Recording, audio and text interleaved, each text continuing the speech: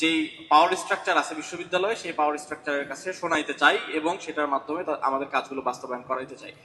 তো সেটার অংশ হিসাবে আজকে আমাদের যে সমস্যাগুলো ছিল, সলিমুল্লাহ হলের যে ফ্যান কেন্দ্রিক যে সমস্যাটা ছিল সেই সমস্যার সমাধান দুইটা প্রতিষ্ঠানের উদ্যোগে সেটা সমাধান করা হচ্ছে হল সংসদের তত্ত্বাবধানে। একিউএস ট্রাস্ট বাংলাদেশ এবং গ্রিন ফিউচার ফাউন্ডেশনের যৌথ উদ্যোগে আজকের যে শিক্ষার্থীদের জন্য শিক্ষার্থী বান্ধব যে উদ্যোগটা নেওয়া হয়েছে, আমি আশা করব যে এটার মাধ্যমে শিক্ষার্থীরা যেমন উপকৃত হবেন, ঠিক একই সাথে এটা আমাদের আবার দায়বদ্ধতা তৈরি করে। আমরা এখানে আছি, আমরা কিছুদিন পর এখানে থাকবো না, আমরা আবার কর্মক্ষেত্রে প্রবেশ করব। ঠিক সেই সময়ে বিশ্ববিদ্যালয়ের অ্যালামনাই হিসেবে বা বাংলাদেশের নাগরিক হিসেবে এই প্রতিষ্ঠানের প্রতি আমাদেরও কিছু দায়বদ্ধতা আছে।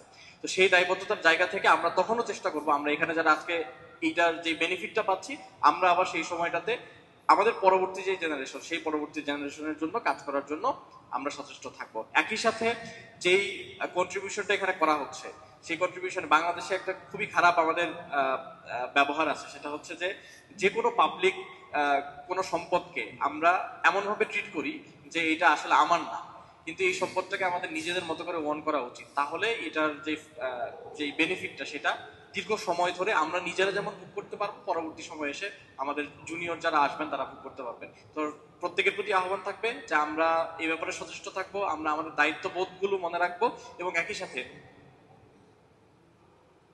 একই সাথে আজকে যারা যাদের কল্যাণে আমরা এই আয়োজনে একত্রিত হতে পেরেছি, হল সংসদ এবং যাদের মাধ্যমে আজকের এই ফ্যানগুলো হস্তান্তর করা হবে, সকলের প্রতি কৃতজ্ঞতা জানিয়ে কথা শেষ করছি। সালাম আলাইকুম রহমতুল্লাহ।